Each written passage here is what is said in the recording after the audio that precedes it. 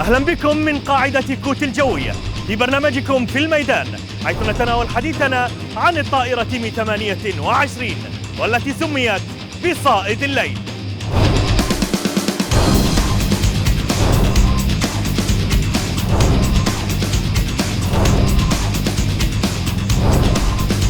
تمتاز الطائرة الروسية مي 28 بتصميمها الهندسي المتطور وقدراتها القتالية في مختلف الظروف الجوية وخاصة الليلية التي منحتها لقب صائد الليل، إذ تجهز بأنظمة رؤية ليلية حديثة وتقنيات تعمل بالأشعة تحت الحمراء.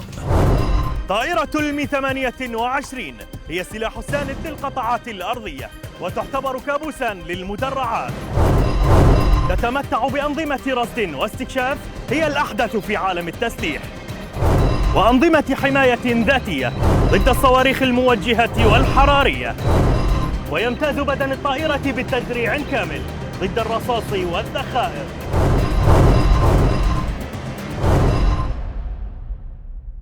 طائرة المي 28 مدرعة بشكل كامل ومزودة بأجهزة الدفاع الذاتي ضد الصواريخ الحرارية والصواريخ الموجهة الرادارية اللي هي منظومة LS 150 والLS 140 الروسية.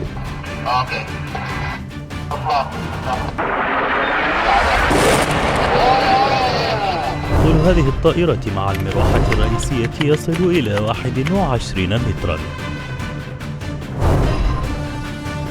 أما قطر مروحتها فيبلغ 17 مترا، وأقصى وزن للطائرة 12 طنا و100 كيلوغرام. أما السرعة فتبلغ 300 كيلومترا في الساعة،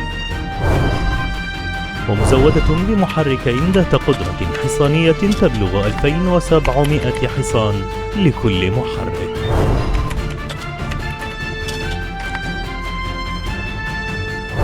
تمتلك صائد الليل كمية هائلة من الأسلحة المؤثرة حتى أطلق عليها اسم الطائرة المدمرة هافوك. بالنسبة للأجهزة المركبة على الطائرة 128 مدفع 30 ملم يحتوي على نوعين من الذخائر، الخارق للدروع والمتشظى الذي يستخدم ضد الأشخاص وضد العجلات خفيفة التدريع. لدينا صاروخ 80 ملم وصاروخ 130 ملم والصواريخ الموجهة، نوع أتاكل مقاتل للدروع، ونوع إقلا يستخدم للطائرات السمكية اللي تعتبر بطيئة في الحركة.